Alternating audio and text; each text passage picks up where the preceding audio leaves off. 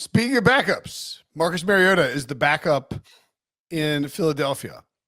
And David Carr, older brother Derek Carr, former first number one overall pick, former wearer of dainty white mittens while quarterbacking for the Carolina Panthers many years ago. I know this because I used to call him Mr. Mittens. Might explain why the Carr family doesn't like me. He got on NFL Total Access on Tuesday night, and in an apparent attempt to win some kind of award for the worst take of the year, which is tough to do late in December. Like you're middle of December, you're trying to steal this award. There's 12 months of bad takes out there. And David Carr said clearly, talking about Jalen Hurts, and said that he should be benched for Marcus Mariota. Clearly, Jalen isn't comfortable reading through a defense in a drop back pass scenario. Some would say he's not even good at it. And I think that when you look at this team, you have to have a serious conversation. If you're Philly, you have to really say, is it better for us to play Marcus Mariota right now and let Jalen get fully healthy? Now, there's a lot of components there, and I don't think producer Harry and I were talking. I don't think that I didn't get the sense when I was watching the clip that he was attempting to say that Jalen Hurts can't read defenses. I got the sense that he was saying, maybe you did, dudes. I don't know if you guys watched. Well, no, I'm just saying it's not what he meant to say. It's what he actually said that had me like a little, shocked, right? And to your point, I think maybe he was saying until Jalen's 100% healthy, maybe it's better for Marcus to run the offense. My thing is just say that, right? Don't get cute with your words, because all they're going to do is print out Jalen Hurts is having issues reading defenses, which is the furthest thing from the truth. Now, you can tell 100% he's not healthy because he's not running the ball as much as he did last year, and that's part of what makes this offense so dangerous, right? When he's able to use his legs, when he's carrying the ball 7 or 8 times a game. Because, Brady, you can speak to this. That's added one that the defense has to account for on defense, right? So as far as him not reading coverages, that was nonsense to me. I'm going to go ahead and put that out there. That was nonsense. But if to the point that he was making as far as him being healthy right now, you got to look at it. Like, I don't know if you guys remember watching the Bills game, and it was in overtime. Brandon Graham, loud, boisterous. He said, while the Bills were kicking a field goal, you don't know Jalen Hurts like I know Jalen Hurts, right? We're going to win this game. And that's the X factor Jalen Hurts has, whether he's healthy or not, right?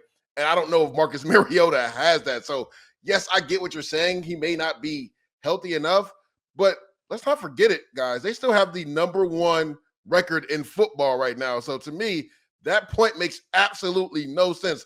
It'd be one thing, Brady, if they lost 3 or 4 games in a row and you're saying, well, maybe we just need to get Jalen healthy so we can make a run in the playoffs. But they're still the #1 seed in the NFC. So what are we talking about?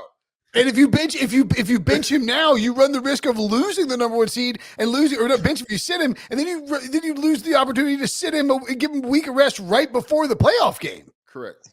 Yeah, I mean, look, I don't agree in any way, shape, or form with David Carr's assessment in regards to Jalen Hurts' ability to read a defense. I think it's the furthest thing from the truth. Now, have they struggled at times to run him and do the things as far as what they want to do, maybe potentially because of his health. I mean, I think you can see him when he's out there. He doesn't look like he's 100% healthy, and you've seen many examples of that. I don't know how Marcus Mariota gives you a better chance of winning in this instance, unless you're just flat out saying we want to give up the #1 overall seed in the NFC, and we want to make sure that like we're that team that's ready when Jalen Hurts is 100% healthy, and you give him that time to do that. I think it's a tough sell to the rest of your team. And I think it's a tough sell to Jalen for that matter. Like, dude, that guy is incredibly tough. Like, he was the guy who was going nails, dude. Yeah, and he was going in after games and squatting 600 pounds and stuff, and he was in college. I mean, I don't think you're convincing him of that. Yeah. And I don't think that, again, that was just the message that you want your leader to say anyway. And I think he's like the utmost example of what it means to be a leader at the quarterback position in the NFL. So that's one where like I don't think it's really worth wasting our time on, honestly, even talking about, because it's just so odd. Like that, I took that as like out of left field, like, whoa. Like that. It was out of left field. It was out of left field. It was totally weird. But this podcast has a long and storied history of making sure to drag the Carr family when we can, and I will keep doing that for as long as we can. Sounds real personal to you. I'm just kidding. It's a joke. No, I actually tweeted when it happened. I was like, "This must be AI, right?" Right. He said this. This has got to be AI, like, right? Well, and here's the other thing too about it is we actually have a situation from last year when Jalen Hurts was so injured that they sat him for 2 games, Correct. Played Gardner Minshew, lost those 2 games, and really had to force Jalen Hurts back on the field for week 18 in order to secure the number one seed. Yep. And if you're going to come with a hot take, let it be this. Bench Jalen Hurts, tank for the 5 seed, so you get to play the NFC South champion in the first round. Like, go with that. Don't go with Marcus Mariota can save this 2-loss 10-2 season. Like, it's just a bunch of nonsense.